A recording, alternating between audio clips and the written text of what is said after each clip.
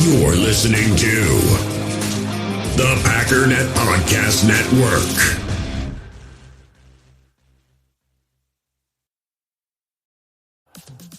This episode is brought to you by Microsoft Azure. Turn your ideas into reality with an Azure free account. Get everything you need to develop apps across cloud and hybrid environments, scale workloads, create cloud-connected mobile experiences, and so much more. Discover what you can create with popular services free for 12 months. Learn more at azure.com. That's AZURE.com. And sign up for a free account to start building in the cloud today. My dad works in B2B marketing. He came by my school for career day and said he was a big ROAS man. Then he told everyone how much he loved calculating his return on ad spend. My friends still laugh at me to this day. Not everyone gets B2B, but with LinkedIn, you'll be able to reach people who do. Get a $100 credit on your next ad campaign. Go to linkedin.com/results to claim your credit. That's linkedin.com/results. Terms and conditions apply. LinkedIn, the place to be. All right, what's up, guys? Welcome into Packers Total Access. My name is Clayton. You can check us out on Packernet.com. Find me on Twitter at Packers_access. You can email us, PackersTotalAccess@gmail.com. Text us 865-658-5824. Join alongside Tim live in Green Bay. We got Jacob in Wisconsin, and they're already off the rails in here pre-show, I promise you. Maybe we might have Emilio joining us here in a minute. He's on assignment tonight at, where can he be tonight? Don Pablo's. He's on assignment at Don Pablo's this evening. So, how we doing, gents? Everybody good on this Friday evening? Feeling great, man. Oh yeah. I got a little high school football on over here on the TV. Man, Science Hill's leading Elizabethton 7-0 right now. For those of you who don't know, Jason Witten played at Elizabethton, and his brother is currently coaching there. Go ahead, Jake. No, CGN was asking a question because if you're a good Wisconsinite like me and Tim are, obviously Friday nights are usually a fish fry night. I mean, that's just kind of what kind of goes with the whole package of being a Wisconsinite. Tim, do you know, is obviously it's prevalent over where you are, Clayton, is there any other, is it just a Wisconsin thing, or are there like Friday night fish fries in other parts of the USA there? I'm not saying there isn't, but the first time I ever heard about a Friday fish fry was listening to WDUZ in Green Bay. I was going, they do that every Friday? So now listen, where I'm from, we were away from civilization. Okay. So, and I'm not saying that it's not normal in places in Tennessee, but I will say from personal experience, the first time I heard of it, it was a Wisconsin thing. And I thought it was the coolest thing ever. Oh, it's so good. See, really, I think it started as a kind of a Roman Catholic thing. See, that's what I thought. I thought that was true too. I'm from Milwaukee, and that was always prevalent in my life as long as I can remember. Is Friday fish fry during Lent. Yeah, you don't eat red meat. You don't eat meat on Friday during Lent. You get a fish fry. Shout out to Serb Hall, south side of Milwaukee, one of the best in the city. But that's definitely kind of I don't know if it's a Wisconsin thing. I think it's more of a Midwest, like kind of as a whole, maybe kind of. Yeah, thing. That's what Dane was saying. He goes, yeah, literally from North Dakota, not just Wisconsin, maybe Midwest. I know I got family in definitely Michigan, North Dakota, Iowa, even that do the fish fry. But here, this is the most Jacob Beard, Iowa. The most important question here is walleye, or he said perch. He means perch. Now, perch, in my opinion, and my grandfather raised me this way, perch is the best freshwater tasting fish you can have. The problem is they're small. So unless you find some jumbo big perch, walleye is going to have a bigger fillet, so they're just going to be a better fish fry. Otherwise, if you go to like your random restaurant, they're going to give you probably some cod. But the PTA. That's the tip, though. Down here we've got a Sunday after church. It's fried chicken and cold beer on a Friday night. Those are the two traditions down here in the South. I love it. And a little Friday Night Lights, Tennessee high school football too, huh? Yeah. On your local TV, you gotta love it. It's a big deal when it's on TV. And on YouTube right now, they've got some Wisconsin high school football. I'm going to tune into that this year when we don't do shows and I'm at ball games. Because I'm that weirdo that I'm at a high school ball game watching the game and I'm watching another local high school game on my phone. I just can't get enough of it, man. I love it, dude. But we got Emilio joining us now. Emilio, sir, did you work hard today? I had to, double shampoo. I had too much stuff in my What's Louis doing though? Is that Louis there? Is that Get your cat out of the way? That's Maze. That's She's Maze. right here. Maze. What's up, Maze? You handsome bastard. He can block. It is a boy, right? All right. Maze can block. I love it. You can block. Oh man! All right, let's see this. Give it with this opening topic here, my man. Bang! Look at this. PFF Green Bay Packers said Brenton Cox Jr. this preseason, 8 pressures, 1 sack, got a 20% pass rush win rate, bro. 20? 20. That's good. That's 20, a good 20. high score. What does that mean? Did he break it? Yeah, no, that's amazing to me. And I think that's you guys obviously know that I've been a fan of Cox for a long time now. And I just really am. You're an amazing person. You know that. I'm impressed with the way, if you guys remember, the reason he fell from what could have been, they were talking a first, a possible second, third round draft pick to completely not being drafted was because he was such a hothead. He got cut from 2 major organizations in college. I believe it was Florida and Georgia. I think Georgia. Yeah. And so nobody wanted to touch this guy with a 10-foot pole. And to his credit, he came in and whatever the Packers maybe said to him, like, hey, this is how we do things here. If you want to toe the line and become, a valued member of this organization, of this community, then I can't look at the chat. Then come on in and we'll take you under our wing. And I think that he, more than anything, has done the work. Like that's the dude that, and it helps being in Green Bay. I watched, finally got around to watching that Chris Long podcast with all 3 of the guys. They weren't all there together, which I was surprised at, but it was really a great interview. He got into some really great questions. And one of the questions was basically like, does it help being in Green Bay? Because there's nothing to do as long as you're like, if you're a clubbing type nightclub kind of guy, Kenny Clark said, heck yeah. He goes, you have your fun in the offseason, you come to Green Bay and it's all about football. And I think that probably helps Brenton Cox Jr. I don't think that'd be the same if he went out to LA. You know what I'm saying? So, right. No, it's a great point for sure. I'll tell you someone else who's really starting to pick up some steam. I played a clip last night when we were on the show of Mark Chmura telling stories on our boy Gilbert Brown, right? And lo and behold, there's now some chatter heating up that Tucker Kraft reminds them of Mark Chmura. Like he's going to be one of those type of players that he's a physical freak, don't get me wrong, but he and Musgrave, as we've said many times before, they're 2 different type of tight ends. Kraft is more of that inline tight end that can kind of do everything. And Musgrave has kind of proven himself as that flex guy, right? But I thought that was pretty cool. Paul Brettel wrote a really awesome article. Make sure you go give it a like or follow, all that good stuff, retweet. He said, it's been an impressive week of practices for tight end Tucker Kraft, whose fresh legs are leading to big plays. And I think this was a Jordan Love quote here. It says, since he's been back out there, we felt his presence for sure. In the article, he went on to say, in a 3rd down drill, Kraft caught a pass that moved the chains. Lastly, in the move the ball period, Kraft had another 20-yard reception. Quote, Tucker looks great, said Love after Thursday's practice. Since he's been back out there, we felt his presence for sure. And I think he's hit the ground running. I think he has some fresh legs right now after missing a little bit, but he looks great out there. It's very apparent on the field, and it's great to have him back. Paul Brettel went on to say this yak ability that we are seeing from Kraft in practices and his overall impact on the passing game isn't anything new. During the second half of the 2023 season, when Kraft was thrust into a larger role while Luke Musgrave was sidelined, he acclimated himself quickly to the Packers' passing game. From week 12 on, Kraft caught 28 of his 36 targets for 327 yards and 2 touchdowns. During that span, Kraft ranked 10th among tight ends in targets, 8th in yards, and was 6th in yak.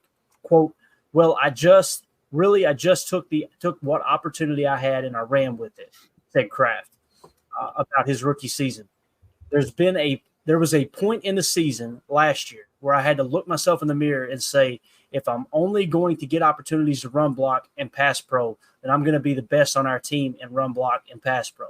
Quote, so those opportunities carried through 3 weeks and my career changed with a flat route. I didn't have to have a coach try to get me open. I got myself open, caught a ball in the flat, turned up, and I stepped out of bounds. but it was a play that was able to highlight my athleticism and the potential that I could, the impact that I could make in the offense. So again, go check out that article. That's just a small little clip of Paul Brettel, quotes, interviews, everything with Tucker Kraft. Absolutely awesome, guys. I'm telling you, I think this dude is we're gonna look up. I don't want to overreact here, but I was thinking about this today, Amelia. I was out there in that sun, and I was like, who does he remind? Who's the first person that comes to mind? I think Tucker Kraft, his style. I'm telling you, George Kittle's the first person that comes to mind. He just seems gritty. He's got great hands. He rarely drops the ball. He doesn't have like crazy athleticism, although his RAS was through the roof. Mm-hmm. He just kind of plays scrappy, man. I don't know. He brings the energy, and the team feels that. So when he's on the when he's on the field, it's different. We got a little bit of a different taste when Musgrave got hurt, and like he said, he made the most of it. But I mean, that's all we can ask for from the guy, right?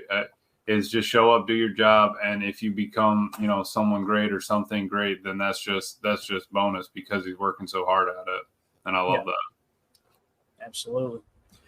You guys got anything else you want to add to the Tucker Kraft talk here? What else can you say, man? Tuck Norris, the Swiss Army knife of the Green Bay Packers. Give him a lung dart and a bush latte. He's ready to go. He fits right in. And I think you're right. I think when they look at these tight ends, they probably look at Luke Musgrave almost like an extra receiver, kind of like a big body receiver kind of guy, especially since he's figured out how to stay on his feet, as we saw last season for sure. But Tucker Kraft, man, he is just I'm wondering if there's any way to utilize him that we haven't thought of yet, because I think we kind of use him to the best of his abilities now, but I get those Kittle vibes from him too.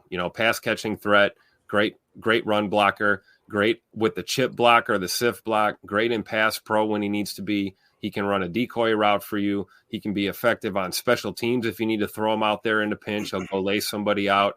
He might even fold the laundry after the game, bring the equipment back to the bus, give everybody a fresh daddy soda after the game.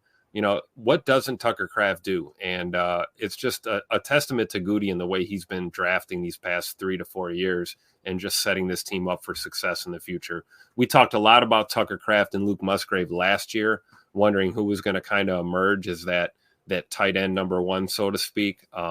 I think going into 2024 season here, the evidence is there. It's Tuck Norris is your number one tight end. Yeah, definitely. And they don't have Musgrave listed here, and this is the lineup through PFF. They finally upgraded it to add the 4-3 look instead of the 34, which is cool to see. But, Tucker Kraft, a 60.4 last year. He was the 34th highest graded tight end in the league, according to PFF. Again, PFF isn't everything. The big thing that stood out to me with Tucker Kraft, he got better at blocking as the season went on. He had some of the surest hands on the entire team. Going into the final, that playoff game, if I remember correctly, a 0% drop percentage. I mean, it was just you couldn't have played the position any better in that regard. When you kind of look at this 12 personnel look here, you got Dobbs on the outside, Watson opposite him. Obviously, Jaden Reed, Dontavion Wicks could be subbed in at any moment there when you're in a 12 personnel. Kraft, and they're showing Sims, of course, because Musgrave was banged up. I'm assuming that's why they had that in there. So you just replace Sims with Musgrave. On the offensive line, Rasheed Walker, Elton Jenkins, Josh Myers, Jordan Morgan, and Zach Tom. Zach Tom, the highlight there at 79.7. Of course, Rasheed Walker, hell of a pass blocker. Even though his PFF grade was 66.3, I think we're going to see that step up into the 70s this year. I really do.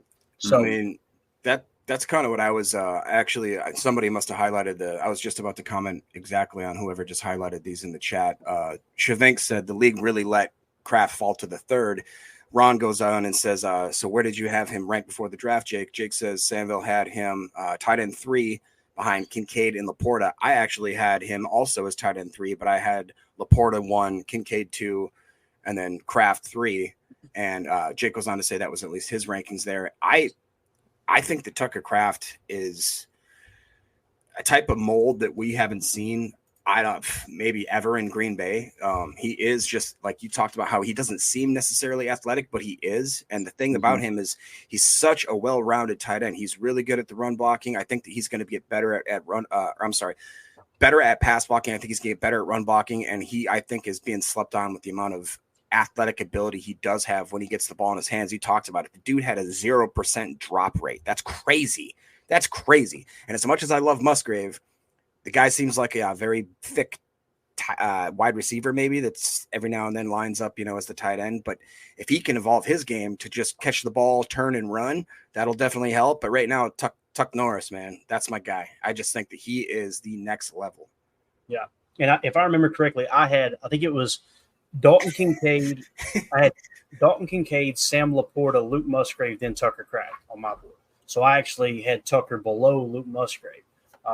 But yeah, he's going to be exciting to see what he can do this year. Now, one of the big plays that the Packers run, and it really does include the tight ends, is outside zone. And in Bobby Peters' book that we're kind of been breaking down here lately, we're going to dive into a little bit of the outside zone real quick, okay? And this is basically what Bobby Peters said, okay? He says the goal of outside zone strong, and this is specifically outside zone strong, and he really keys in on 12 personnel, which we just showed you was this right here. That's a 12 personnel that the Packers love to run right there. They can run it out of ace, they can run it out of gun, but they like that balanced look. And you know how we've talked about them playing weak outside zone slice, where the tight end, typically Tucker Kraft, or whoever's playing you in the offense, will slice over. Well, you've also got outside zone where once a defense starts to key in on that slice effect, they may start to play the weak side, shade to the weak side of touch, or even the strong side if you're hammering them there. And then you come back with just straight outside zone with no slice, and you can really gain a hat or two, okay? So here's what Bobby Peters said. The goal of outside zone strong is to capture the edge of the defense by pressing the aiming point. Cutbacks can be created as a fail-safe to make a well-rounded rushing concept, meaning if they get aggressive on the outside to take the outside away in an outside zone run, you can use their leverage against them, their aggressiveness against them, to cut it back. And that's where some of the biggest plays in outside zone are made. Go back and watch Aaron Jones over the years, right? That's the fail-safe he's talking about. It says using a play-side wide receiver and a play-side tight end is one of the tools in the toolbox to accomplish this. Similar to outside zone slice, the Packers block the concept with a couple of different calls to handle secondary rotation at the front side of the run. In the base version, the play-side wide receiver will block a strong safety rotated down into the box. Within this version, the Packers have a few ways to handle the issue of the strong safety being in an unblockable position. They can use short motion, remember the cheat motion we talked about, to bring the receiver down further to get better leverage in for his block, or they can flip the play. Flipping the play is the more common version, whether it is the same concept to a tight end or running outside zone weak away. The Packers also like to flip the play if they have a non-tech to play side, but have a 6-tech or a 5-tech opposite. They want to run the play to the side that has a better chance of getting to the perimeter, meaning they come out and it's designed to go, let's say you got that base 12 look, that balanced 12 look, come to the line. One side's got a 9-tech, the other side's got a 5 or a 6-tech, and you're already running 9-tech side, flip that play. Let's go toward the 5 or 6 and get the outside leverage. And then if they kick out and a safety buzzes down very aggressively, the cutback is going to be a freaking home run, okay? It says they want to run the play. The side we got that. It says the other version includes the down safety on the front side fist combination block. We won't get into all the different combination blocks right now, but there's a multitude of different block combinations, fist being one. Usually the play side tackle, play side tight end works up to him in this case against two highs. The plays look identical. So here's a diagram to kind of show you guys and gals what we're talking about. So notice in this set right here, they're in 12 ace, right? Probably 12 ace nasty is what you would call that. It's a balanced look. And notice how the edge defender on the non-tech side, you see him, you're running to the side of the non-tech. You see the edge, how far kicked out he is. You got the nose in the 1 on the play side here. You got the other defensive tackle in what appears to be a 3-tech. And then you got the other guy at pretty much a 6-tech is what you would call that. He's directly up over what we would refer to as the Y as opposed to the U, because when you've got a standard 12 base look, you go default Y to the right is typically how that works, okay? Now, if you've got two tight ends of the same side, the tight end that's closest to the tackle will be your traditional Y. The other tight end will be your U. So notice the double team on the non-tech. That's the way you can play it. The other thing to key in on that Bobby Peters was outlining here is notice the receivers completely ignore the corners, and you see how their assignment is geared toward blocking the safeties. That's Right. because the safeties are a greater threat to buzz while the corners are most likely backpedaling. So get the guy who's got more momentum keying on them. You double the edge defender to the weak side backer, or in this case, if you came out and you looked at this, you immediately think, okay, Clayton, there's that 9-tech you're talking about. Why would we not flip it opposite side? Because look at the hat count, right, Emilio? Yep. The hat count on the right side, you've got basically you're going to have 3 defenders in the play, especially if that nose at the side of the first side of the outside stretch, the zone stretch, he's going to shift in that direction. You've got 5 defenders to deal with on that side as opposed to just 3. Exactly. Not including the safeties. So that's why you've got to pick and choose. That's why quarterbacks have to be grizzled veterans to come to the line along with the center. Snap the effing ball, Josh. There's more than just snapping the ball on time, Josh. It's more about we got to recognize this stuff and not just know, okay, we're going to run towards the 9-tech, but understand why we run towards the 9-tech. Aaron Rodgers talked about these things over and over and over. It's not about knowing what to do. It's about understanding why we chose to do what we do. And that's where you can really play with true leverage, especially in the running game, passing game too. But hopefully all that makes sense. I'm going to wrap it up here real quick with this, and I'll get your all's take on it. We can go back and look through everything. So with this specific play, outside zone strong, 1 front side tight end and a play side wide receiver. And you can see a little boot action that we like to run off of this too. And there's a number of different ways that you can attack at levels running a boot action off this. The average yards per play here last year was 5.9 yards per play. Look on first down, guys. We called this 6 times on first down, average 6.3 yards a carry. Second down and 6 yards to 1 yard. We called it twice for 5.5. Red zone from the 10-yard in, no success. You know why? Because those safeties aren't playing shell. They're down there around that box, and it's much, much more difficult to make outside zone work when you've got that extra hat into the fit, no matter if you're deciding to run at the 9 or run at the 6. Third and fourth down, including the red zone, it was called 1 time at 100% success rate. Second down and 7 yards plus, it was called 1 time, only 2 yards. And then red zone 10 to 20, it wasn't called at all. So you see on first down, this was a money maker here for sure. Thoughts, comments, questions? What do you guys think about outside zone? We need it, right? It's the basis of our offense. I feel like it's everything that they need to hammer down. This needs to be our power sweep kind of thing they know like the back of their hand. And I think I'm kind of excited to see Josh Jacobs in it, right? And see kind of what he can do. But again, Tucker Kraft and Luke are big on making sure that they can seal and help on the ends and get to that next level. But I like Matt running it early in the downs, and like you said, not too close to the red zone because everybody's so tight. There's no vertical depth there. Hell yeah, I agree, Emilio, 100%. And you know what else I love about the outside zone is I feel it sets up the play action boots, the naked boots and the misdirection that we like to run in the pass game. So I'm all for, like you just said, Emilio, run it early and often, and lull those defenses to sleep, so to speak, and then hit them with that play action. Yeah. Do you guys think it's fair to say that if you had your choice as to which tight end was out there on the play side, you'd definitely want Tucker Kraft over Musgrave? Absolutely, bro. Absolutely. Would you rather have Sims over Musgrave? Like, would you rather have Wilson? Would you rather have Tyler Davis? Yeah, that's what I'm saying, man. Now, for me, it's Tucker Kraft. He's got the explosion in the legs. His blocking improved throughout the year. That's not my take. That was Mike Wall's take. And anybody knows about run blocking, it's that big hog molly that played guard for so many years. Right. For me, it's Tucker Kraft. How about you guys? Yeah. I think it's got to be. But I would be excited if Luke got a little bit better at run blocking and pass blocking, just because I want to see him excel too and be able to have all 3 phases in that. Yeah. Now, some people are looking at this too. I want you to focus on the will right here, the W. Some people are probably looking at this and go, okay, Clayton, if the wide receiver is ignoring the corner and the will and he's going for the safety, what if the will gets the outside edge? Look at that cutback lane. Place the will in the hip pocket of the wide receiver post snap, and imagine that cutback lane in between the will and the mic. And you got 2 double teams sealing the defensive line off, and then you got the corner working up to the safety, probably a little cut back in, cut it back out. Now you're one-on-one with the corner, everything about this play is beautiful. And when you marry up the pass with it, which is this top diagram here where you can kind of see the play action, the rollout off of it, you get them going in one direction.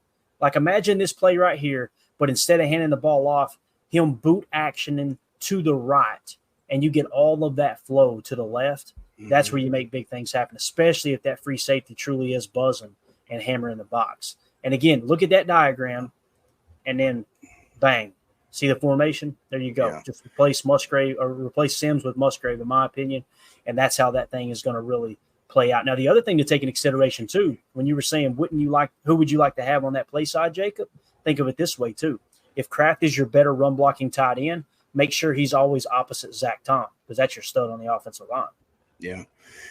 What do you think, too, about the fact that those wide receivers are being asked to block? Right. So which two would you have there? One of the best parts of the podcast I was talking about with Chris Long, talking to Dontavian Wicks. He asked him, like, hey, you like to block? And Dontavian, he's so quiet between him and Dobbs. It's so hard to get a smile out of these guys. He kind of lit up a little bit and he's like, yeah, I like to block. And, Dobbs can block. Watson's not afraid to block. We all know what Malik is there an actual added benefit? Do you think that other teams wouldn't be so confident running this type of play scheme, this type of play call, if they didn't have some dogs that they knew would go out there and put their neck into in the thick of it for blocking? I think it's a very good point, man. I mean, and you heard Matt LaFleur, no block, no rock, right? That's what he's talking about. I think that when they choose wide receivers, that's what they're going for. They're looking for wide receivers who are going to be willing to block. That's what it's all about, man. And you don't think about it. What wide receiver in that wide receiver room do you look at and go, hey, he doesn't really like to block? You can't think of one. Yeah. There's some that are better than others. Malik Heath will walk you to the water cooler, right, Emilio? I'll read off their run blocking that I have on PFF right now. So Malik Heath was a 61.8. Dontavian Wicks was a 66.1. Jaden Reed was a 46.1. Bo Melton was a 60.7. Samori Torre was a 64.6. Romeo was a 55.4. Christian was a 50. And then we'll go down to Tucker, Ben Sims, and Luke. Tucker's run blocking was a 48.7. Ben Sims was a 58.2. And Luke's was a 59.3. Heard it from a fan right here.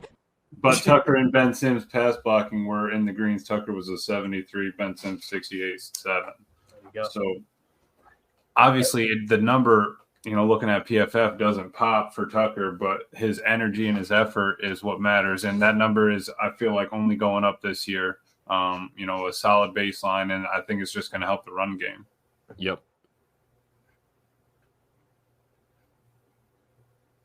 Clayton, you're muted. Yeah. I was trying to edit a video over here. I was going to let y'all talk, man. Y'all just keep on hitting on it for just a second. Go ahead. No, I think Emilio is absolutely right. And I think we're going to continue to see the rise of Tucker Kraft, both in the run game and the pass game. And it's exciting. And having these complementary tight ends around him is just going to allow him to thrive even more. Mm-hmm. But to your point, Jacob, Tay Wicks there with the 66.1, that was the highest in the wide receiver room. Yeah, so in that interview, they talked about Chris Long apparently has some sort of ties to Virginia, or at least the coaching staff, that Dontavian Wicks and him knew each other, knew some of the same type of coaching schemes and players that came out of that program. And he asked Dontavian, he goes, yeah, what? I can't remember what the coach's name was, but he goes, he required y'all to block, right? And he's like, oh, yeah. He's like, that you can't play wide receiver at Virginia, apparently, for this coaching staff. And if you can't block, you ain't going to be on the field. And I think that's a really underrated part of a wide receiver's game nowadays, especially because everybody looks at a Tyreek Hill, CeeDee Lambs, your Justin Jeffersons. And I don't know if those guys are great at blocking, but they don't seem like that's a part of the game that anybody focuses on. Whereas like with Dobbs, I even think Watson, that grade surprised me because I see him actually willing to put his body out there, and he's long, so he can get his arms on you. And I think that I think a few of those grades will improve this year for sure because I just think they're going to take a step. Because they walk Watson inside a lot too. Oh, sorry, Clay. They walk Watson inside a lot, and I think that they like his bigger body inside. But you hit the nail on the head there, Jacob. Sit your butt outside. I agree with your with the assessment of Christian Watson. That run block grade surprises me a little bit. It really does. Because I felt like he did run block pretty well. And not just because Emilio said it either. You know what I mean? Yeah. Like, no, but think about it. I mean, if you're in 11 personnel and you're running, a sidecar right or whatever outside zone, you're going to have three guys on the field not, doing a job to help the ball move forward. You know what I mean? Yeah. And you throw in the hammy too, man. But Christian Watson knows. No block, no rock. You know what I'm saying? Yep. So, and it's almost like people are caught off guard when they send him on those too, because they always expect him to run a flyer or, go balls, that kind of thing. Maybe, the yo-yo motion, these type of things we talk about. And then all of a sudden it's not a route. It's not a deceptive motion. It's coming across the edge and laying somebody out. And Scoot can certainly do that. And I think he catches a lot of people off guard with that for sure. Yeah. Clay, do you think we could hit the chat before we get too bogged down and behind? Yeah, let's do it, man. Do it. Okay. Let's hit it. Go right ahead. You take over there, man. Yeah, United Bates is coming in hot with the fish fry talk. He says, and this is great because we all know that we are history buffs here. We like to learn where the origins come from. United Bates says, while the fish fry is primarily an American tradition, its roots can be found in the Germanic culture of the Midwest. The tradition is strongest in Wisconsin. Bates also follows it up with where there are many German Catholics who enjoy fishing, which is, hey, my last name's Boos, guys. All right. The fish fry mostly took off in the 1920s and 1930s when pubs were unable to sell beer during Prohibition. Everybody knows that if the government says you can't drink alcohol, we're not going to drink alcohol, right? Right? Greg Rice comes in hot saying, hey, are we talking about kickers yet? Not yet. We'll get there. We'll get there. We'll have a 10-minute segment. Sit your butt outside. Lucky to be blessed with Aaron Rodgers' presence once again. He says, I keep hearing that this team reminds people of the 2010 Super Bowl team coming off the 2009 season. I feel like the league-wide that they feel Green Bay is going to be a serious contender. I can't help but agree with that. I don't know if necessarily there's the same kind of maybe that's probably fair. We saw a lot of flashes. Is that fair, Tim? I would think so. And I think what he's saying, like the vibe right now certainly feels like that, like we did back, 2009, 2010.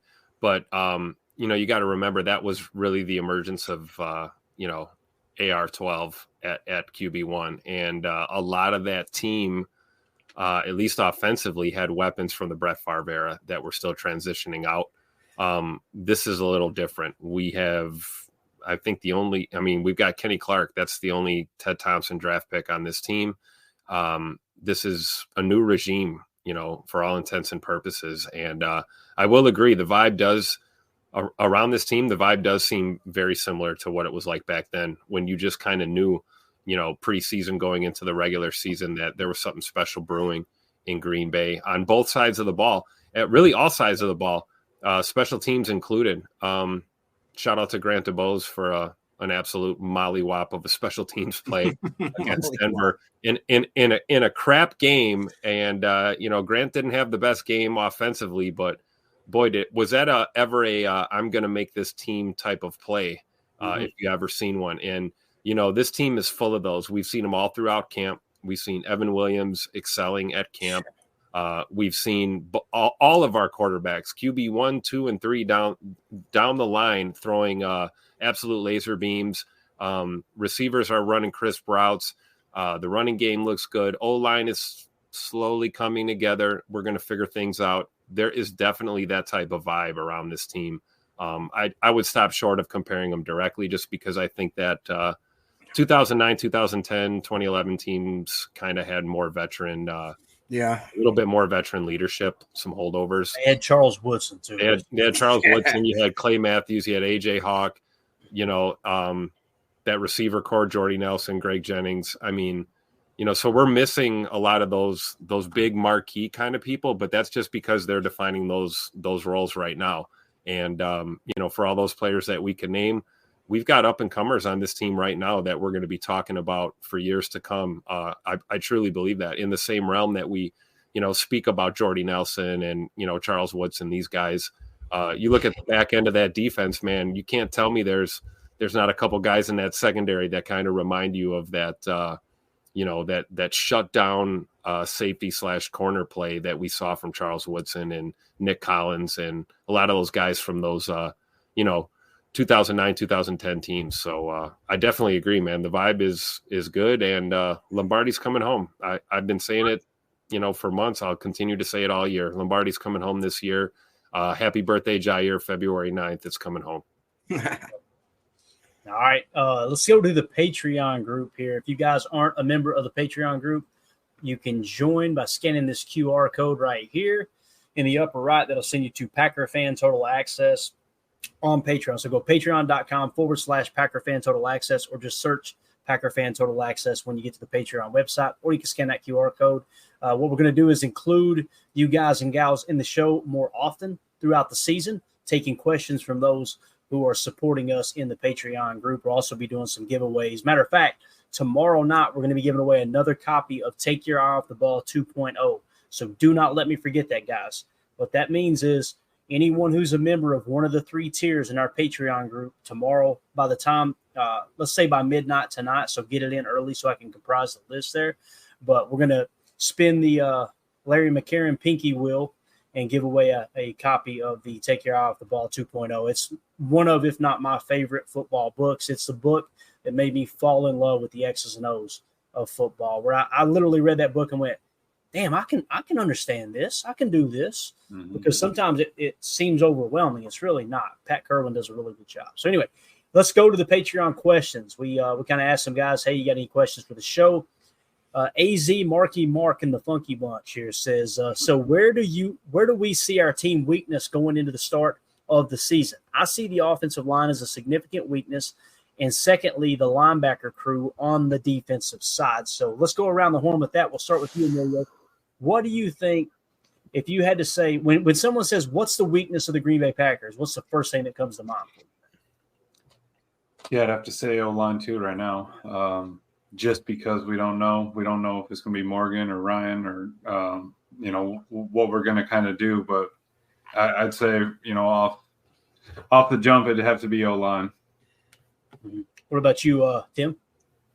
Yeah, I think that's fair. That's kind of like the low-hanging fruit, right? That's pretty obvious. That's been a work in progress the last couple of years. I think there's a lot of young talent there. You're slowly seeing Nacho Libre define his role, right? We are seeing the emergence of Sean Ryan on this O-line, and whether that's center, right guard, left guard, in a pinch, I don't know where they're going to play him, but certainly he is in the future plans for this O-line. And then, we've got a lot of other pieces that are developmental. Jordan Morgan coming to mind right away. So that's a huge question mark and obvious. And I also kind of disagree with the linebacker crew on the defensive side as far as it being a weakness. However, I think it's totally a fair assessment to point that out, because if you're going to look at that defense and you had to point out a weakness, I guess that's the first place I would look, because I feel like our D-line group is strong. I feel like our corners and our safeties are strong. So if you want to pick on anyone in that defense, it's probably that linebacker room. And that's because, again, a lot of this talent is unproven. I am super excited about Edgerrin Cooper, Tyron Hopper. Of course, we've got the usual suspects. We got Quay and Zay back there. And, of course, Mr. Eric Wilson. And hopefully, my guy, your guy, everyone's guy, number 54, will make the team, possibly. So I think there's some depth there. I'm talking about Christian Welch, by the way. There is some depth there at the linebacker position, but I think Marky Mark is spot on here, because there's a lot of question marks there, and you won't really see it until you see it. So I think it's fair, but I wouldn't go as far as to call the linebacker crew a weakness just yet until we see how things play out. All right, Jacob, what about you, man? Yeah, I'll go quick here. Linebacker room, I agree with Tim. I think that's fine. I would go interior offensive line, swing tackle, RB2, special teams in general. Got it. For me, it's run defense. That's a good point. Statistically, historically, run defenses don't get better in a 4-3, going from a 34 to a 4-3. We were really bad at tackling last year. Now, the safety problem, I feel like, is fixed as far as tackling. The linebacker problem, I think it could be fixed because we heard people like Mike Wall say last year Isaiah McDuffie was a much better linebacker last year than Devondre Campbell. There's no two ways about it. So it was kind of addition by subtraction there. The problem I have, Kenny Clark, Devontae White, tackle ability up front against the run. Guys, the 34, when you were in that jam front, it was ball snapped, engage, eyes in the backfield, and you're occupying two gaps, and you're still missing tackles. Now it's going to be ball snap, attack one gap, and you're going to be way more aggressive running upfield. I hope I'm wrong. I just personally don't expect the tackling on the defensive line to get better against the run by switching from a 34 to a 4-3. It's typically the opposite effect. The only difference is now got a whole new slew of coaches. Ogabasi, maybe he can button this up. You know what I mean? Maybe he's one of those rising star defensive line coaches. Let's hope so. So that would be not my only concern, but probably my top concern. Up next, we got Jason, who said, probably a dumb question, but assuming Gary is our best pass rusher, why does he play on the left side? I'm assuming it's because left tackles are typically better than right tackles, so you put your best on the weak side to make penetration easier. But wouldn't it be better to have him attacking the blind side for a better chance to get the quarterback when he does win his matchup? I feel like we'd still generate pressure against left tackles, and if anything, the quarterback tries to scramble away and likely having to deal with Gary eventually winning his matchup and chasing him down. I think it's a great question, Jason. I'll go first here, and then we'll start with you, Tim. For me, personally, what I've seen is Gary has played on both sides. Now, he plays predominantly on the left side from the defense's perspective. If you're in the Madden cam, he's on the right side, right, over the right tackle. But if you go back and watch the New England Patriots game from a couple years ago and even a lot of snaps last year, you'll see him roll over to that side. I think, could be wrong, but go back and watch the Detroit game on Thanksgiving. I'm pretty sure there was multiple times he won against the left tackle. It comes down to matchups, in my opinion, and where the defender is most comfortable. It seems like Rashan Gary is most comfortable on that left side. Now, like TJ Watt, he moves around a little bit, but predominantly he's on that same side. I think you kind of answered the question for yourself, Jason. Your best pass blockers are typically the left tackle if you got a right-handed quarterback. You're basically putting your best pass rusher on their worst pass blocker at the tackle position. It's kind of what it feels like. Tim, what do you think here, man? Yeah, I would agree with that. I think it's a great question, too, from Jason. I guess the only thing I would add to what you said is, I believe that Rashan is versatile enough to play both sides. But we have talked about this the last 2 years, especially, is that we know his strength is the pass rush, right? Mm-hmm. This is no secret, right? We also know if we've watched any film for even a few minutes on Rashan Gary the past couple seasons, he beats his man off the block most of the time, has a tendency to break contain and over pursue sometimes. So if you're in a situation where he's on the right side and you're beating that left tackle dead to rights and that quarterback is scrambling, if Rashan gets too far back into that backfield, then you're basically rendering himself, useless, kind of out of the play. So I'm more intrigued to see a situation where maybe they do put him in on the right side and then stick someone like an LVN or somebody on the left side and then see what that O-line's going to do with those two guys attacking, either the quarterback or the ball carrier out of the backfield. But I think it's a great question. That's the only thing I could really think of because I think Rashan's a beast anywhere. He could damn near play inside on that defensive line in a pinch as well. So versatility is key on this team, and that's why Rashan is that dude. But I agree, Clayton. I think we've seen him probably predominantly more lined up over that right tackle than the left tackle, but definitely on both sides of the line for sure. Yeah. Jacob, what you got, bro? No, I mean, I don't got much more to say than what Tim just reiterated there. I think it's just, a preference thing. If there was some sort of really big advantage that we were lacking, I'm pretty sure the coaches would have figured that out by now. Yeah. And I don't know if it's a preference thing. Who knows? If you could maybe ask Gary which side do you like lining up on. And to my opinion, like kind of Tim said, Preston seems more of like that kind of, he's so long, he's so kind of lanky, he's very stout.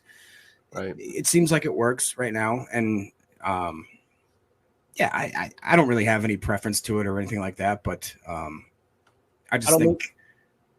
Go ahead. No, go ahead. I thought you were done. I'm sorry. Go ahead. I was laughing. Okay, yeah.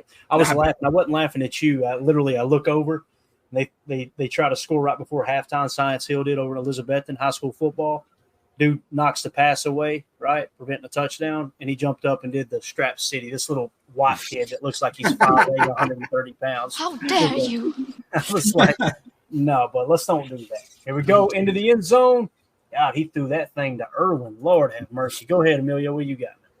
Not much else, like Jacob said. I guess you got Rashan in the face of most right-hand quarterbacks as well. That put a little fear in them, sort of thing, and change of pace too. When you have Preston and Rashan, if we're able to flip flop, as an edge rusher, you need to have power, but all of his other moves, setups, and things like that, I think, But we saw the training videos. The dude can. Do it on either side. It's just, I would say, personal choice. Yeah. All right. CJN says, with Jason's question, bringing up a point, I argue in what makes edge rushers good, great, and Hall of Fame caliber. As Gary is very good, if not great, I believe that makes edge rushers Hall of Fame caliber is just that, Jason. Says the ability to play both sides and absolute dominance. So my question is, can Gary or LVN put up numbers from playing both sides? If I was a young edge rusher, I'd want to have the ability to line up on either side based on what lineman is in the game. You've seen Reggie White do that because he knew he could beat anyone. Again, I seen Gary doing that. And the game that's popping up to me is, like I said, New England 2 years ago, and then, of course, Detroit last year, Thanksgiving. And when you talk about Hall of Famers, listen, Rashan Gary is not Reggie White. And I'm not saying you're saying that, CJ. But I just don't look at the game of football like that. Okay, is this guy a Hall of Famer? All right, we need a Hall of Famer. We need good football players that are coached the right way, that plays fundamentally sound football and limit the mental mistakes. That's what makes a good football team, right? Yeah. So for me, I think you make great points there, CJN, but I think Gary can play both sides. Now, why did Joe Barry not have him playing both sides all the time? Meaning, 50% of the snaps, I don't know, but we'll see. Go ahead, Jay. I was just going to say, I'm not pushing back on CGN or anything like that, but all the highlight reels I remember of Reggie White was him on the left side using that hump move, using his left arm, literally throwing a right tackle with a simple swipe of his arm, the club move, the hump move, whatever you want to call it. I don't remember him many times lining up on that right side. I could be completely wrong, and maybe my mind's eye is remembering him just. Remember when he threw Chris Carter with one hand right into the quarterback? Dante Culpepper, and Dante Culpepper. And that too was on the left side. Yes, you're spot on, Jacob. Now, what he did do was he would go from 5'7", 9 tech all the way back into 3 tech and 1 tech. But he was always, I don't want to say always, the majority of the time, I'm with you. I think he did play predominantly on the left side, but I could be wrong too. I remember though too. Also, I believe the last 2 snaps of the Super Bowl we won against the Patriots, both were sacks by Reggie White, and I think one of them was on the left side. And then I remember I thought he switched to the right side and got a sack as well. So that could be it as well. What do you got for this question right here? This comment, Emilio. I need to watch more Reggie White tape because I wasn't even, I wasn't even alive during that time. But yeah, no, it's little whippersnapper. I'm totally fine with LVN and Gary, but he's going to learn. He's going to learn from Gary. Gary learned from Preston, and the chain's just going to keep going. We got to look ahead to Enigbari and Jacob's boys. So I think that's where the edge room is heading. Absolutely. Now, Randy Cleavers went on to say, I guess the only way to know is to have them switch. Never know, Gary could be better on the other side or in the middle. Again, felt like he had quite a bit of success rushing off the right side. And maybe Hafley will have him switch more. We don't know that, right? We have no idea what Hafley's going to ask him to do. He could ask him to walk around like Parsons does. But and they seem to have gotten off on a really good foot too, Emilio. Like he was talking about how Gary came to him at practice, said, "Hey, do you mind if I say something to the team, to the guys?" And he's like, "Hell no, go." So. And Gary's that kind of guy, though. We've heard him talk. We've heard that's how he carries himself. But if he's got an idea, if he thinks he's got a matchup, he's definitely going to tell him, hey, let me do X, Y, and Z. And if Hef is forward and he thinks it's going to help the team, it's going to happen. Yeah, definitely. Tim, you got anything else you want to add to this conversation here? No, Reggie White's the GOAT. That's all. Yes. That is a true story, sir. True story. Let's do this as we get ready to wrap up. We're at the 49-minute mark. I think we hit on everything that I had queued up here. I definitely wanted to touch on outside zone. Did that stuff make sense with outside zone? You get a little bit better picture because sometimes when you see the images, it makes it way easier. I know it does for me. It makes it way easier. Definitely. Yep. All right. Let's do this. Let's hit on the defensive side of the PFF lineup here real quick, and then we'll wrap this big bear up. We kind of showed you the offensive side. Like I said, they have updated it now. This is what your base 4-3 is essentially going to look like. And again, it doesn't mean they have it accurately depicted here as far as who's playing, who isn't. They kind of take a guesstimate, and they're using camp notes, things like that. We've talked about how we feel like there's a decent chance that the starting linebackers will be McDuffie, Walker, and Wilson, with Quay wearing the green dot and being the mic. So if we go from the front, let's start with the front four. Preston Smith at right defensive end, TJ Slayton at the nose. In this case, looks like he's playing like a one tech. They've got Kenny Clark shaded to Gary's side in a three tech. And then you've got Rashan Gary there at left defensive end. So PFF grades up front, Preston Smith 70.5, TJ Slayton 62.3, Kenny Clark 70.4, and then Gary 79.0. On the outside, let's go to the corners in this base 4-3 set.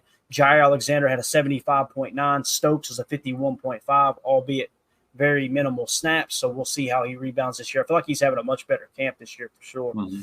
Linebacker position, Quay Walker at Mike, 58.5. McDuffie, 57.1. They've got him as the Will. The Sam, they've got Eric Wilson in there at a 56.5. We know there's going to be some heavy competition as Edgerrin Cooper's probably going to get some playing time tomorrow night, I would hope so, or tomorrow day, I should say. And then Xavier McKinney, man, 87.5, the fourth highest graded safety, playing that free safety position. Javon Bullard, obviously not having a PFF grade. We've watched the college tape. He was a stud at Georgia. He's playing strong safety here in the base 4-3. What pops out to you here, boys? And I don't care who goes first. The yellow at the backers. Yeah. Yeah. Jump off the screen, don't it? Yeah. That one sucks a little bit. I would also say Slayton, just cracking in the first team. That just kind of came out of nowhere, right? I'm not mad about that, though. I mean, if we can have a little bit extra weight up front there, and he can still move piles, take on double teams, and split them. We need that up front. Let Kenny cook if TJ's taking on those doubles. Yeah, and he has fallen well within the top 64 of defensive linemen. He's 52nd, so that says that he's a legit number 2 defensive tackle. So I'm okay with it. Again, the Kenny Clark thing grading out 32nd. If you were to pretend that PFF was the gospel, you'd say, man, he's being overpaid. But when you look at his pass rush ability, obviously that's why he's getting paid top dollar. I think he had a career year last year in sacks, mm-hmm. So that's what they're paying the dude for. And they had that for 9 years. Yeah, it's just crazy, dude. Tim, you got anything to add right here, brother? Yeah, just looking at those linebackers, I think Emilio's right. Seeing that yellow there, it's not a good thing.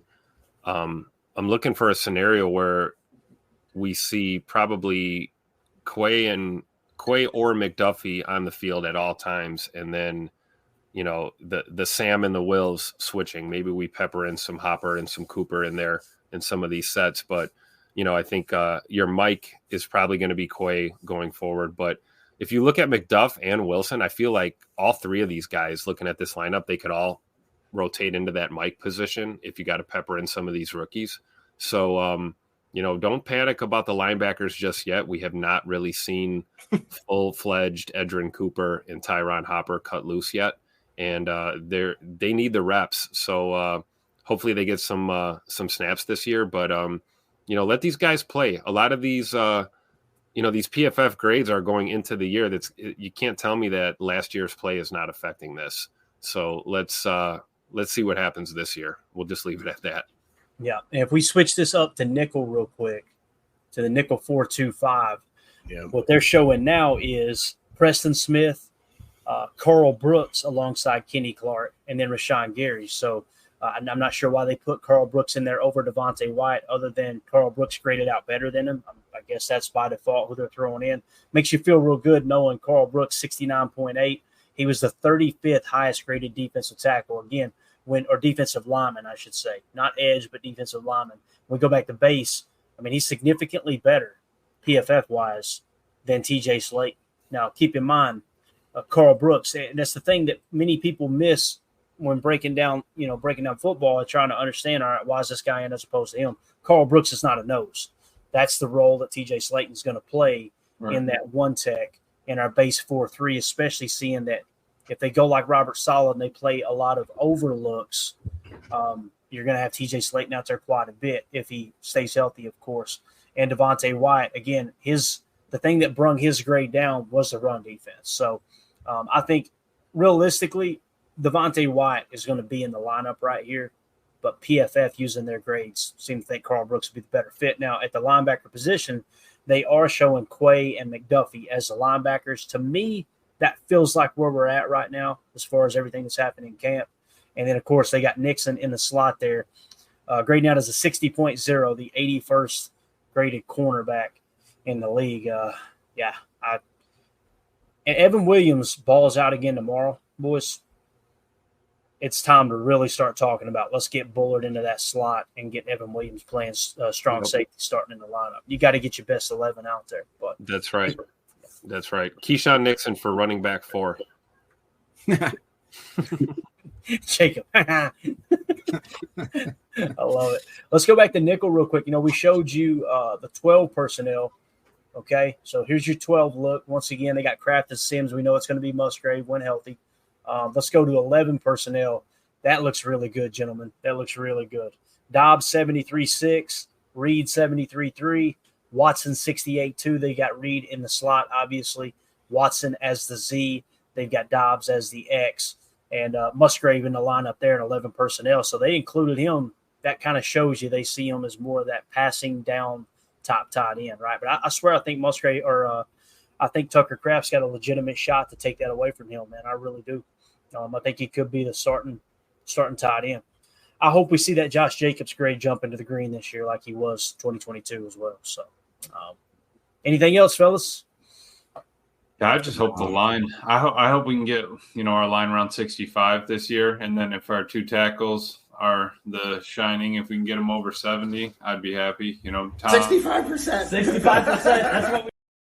Thank you. If we can get 65% along that line, I'd be all right. And have Tom and if Jenkins wants to go off, that's cool. But Walker keep consistent like that and let it roll. I'm just hoping Morgan holds up. Definitely. If you guys would hit that like button for us real quick, we appreciate it. If you're watching on YouTube, feel free to share the stream, sub to the channel, all that good stuff. Subs are through the roof.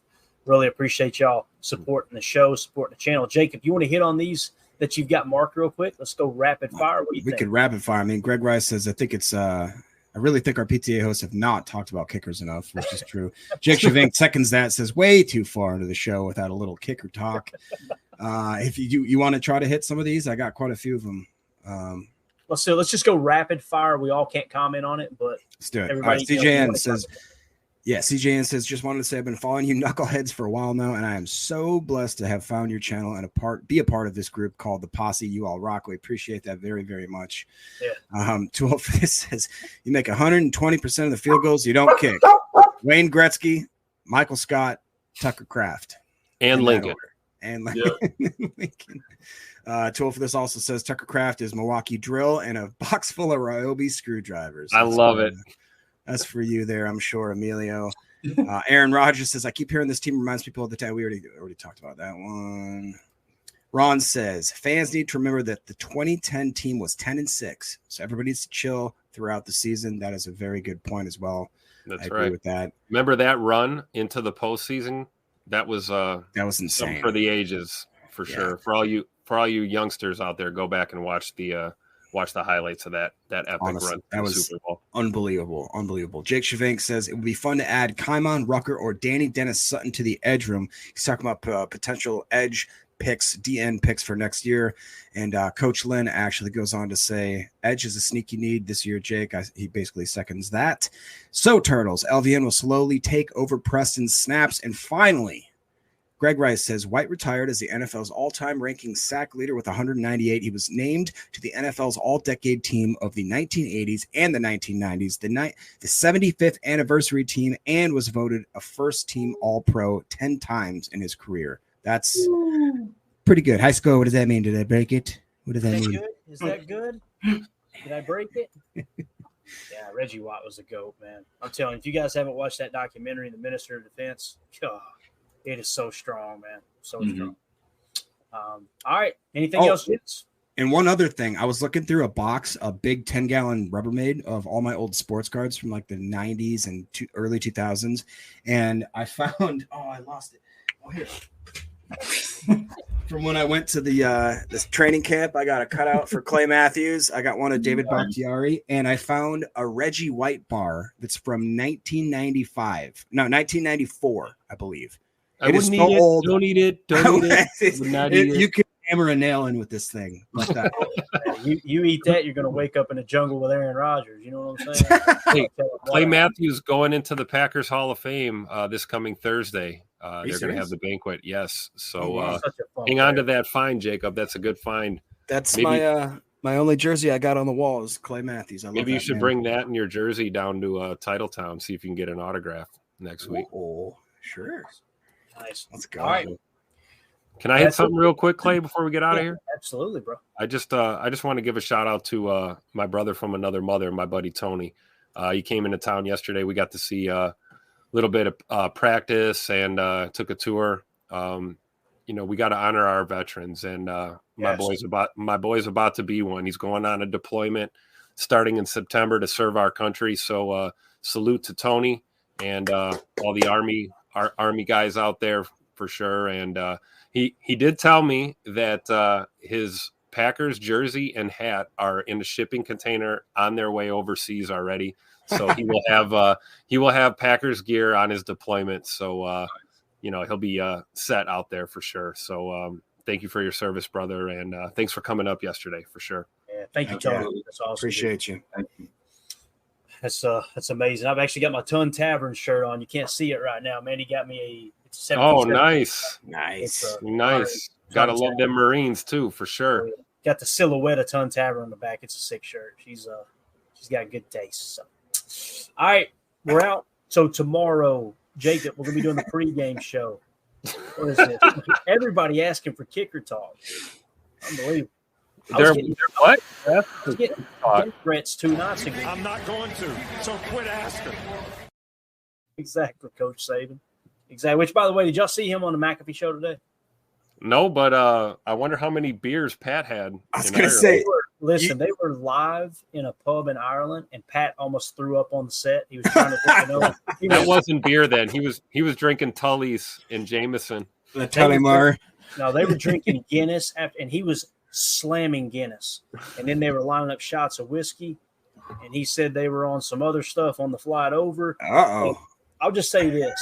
Coach Saban earned my respect because he was very patient with Pat. You could tell he wanted to ring his damn bell. It was hilarious, man. So that college game, and here's the thing, Pat's got to be up for college game day in the morning. And when they went off the air, he said, "We're gonna go hit the town. Y'all have a good night." Oh no! Yeah, bro, he might be fired. He might wake up tomorrow morning with a one of those notices. I've gotten a couple of those. Yeah, long time ago. Wash your hands, wash your butt, man. That's it. That's all. Might wake up in the morning to your wife saying, "Sit your butt outside." It's exactly right. If you get a chance, just go to the McAfee show from today. Fast forward all the way to the last 20 minutes and watch Pat. It's so bad, man. It's so bad. So, anyway, Jacob, what time are we going live tomorrow for the pregame show, sir? 1 hour before kickoff will be what time your time? Well, let's do 10:45 America's time. You want to do that? Sounds good to me. 10:45 a.m. America's time. If you don't know what time that is, same as God's time. You're still in America. Just ask a friend, okay? I'll tell you what, boys. I'm gonna be at the game. I'm excited. I'm looking forward to it. got family coming up, and I will do my best to hop on live from 12:65 tomorrow. Yeah, see if we can pull it off. We did a little test the other day at camp, so dude, it was really clear. I even listened back to the replay, and I was surprised. You sounded better than we did. Spot. Now, you get all those people in that stadium sometimes. Yeah, it might be a different story, but I'm planning on being being one of the first through the gates. So I'll be inside. I'll have some time to kill before the game. So definitely hoping to jump on the live. I'll bring a mic with me just in case it gets a little crazy. Absolutely. Greg Ross asks, can we have the post-game stream open again? It will be up. What I'm going to do, Greg, as soon as we're done with the pregame show, I'm going to create the post-game show link. So be looking for it to pop up on the YouTube channel. If you'll just click on it, the chat will be going. So that's what we'll do. Rather than keep the pregame show going because it was tying up my Twitter feed, you guys can just hop in there and actually chat before we even go live for the post-game show. So that sounds good. And as far as I know, Ryan's going to be doing a stream live during the game, so be looking for that. If something changes, I'm sure he'll announce it. But what we've basically been doing is going live for the pregame show an hour before kickoff. Ryan's live during the game, and as soon as the game's over, we go live for the postgame. So you're getting like 5, 6, in some cases 7 hours of coverage. So it's pretty cool, man. The goal is to make this channel, and I've said this before, long-term goal, 5-year plan is we want there to be a show live on this channel all day long, talking Packers. That's the goal ultimately. So got a long ways to tell you Packers back. You heard it from a fan right here. Oh, it's a perfect splash. Y'all crushed it. So I know, Emilio, we got our tickets squared away, dude. We're going to Nashville. I know. Bro. I can't wait. I'm going to be leaving out of here at 10 p.m.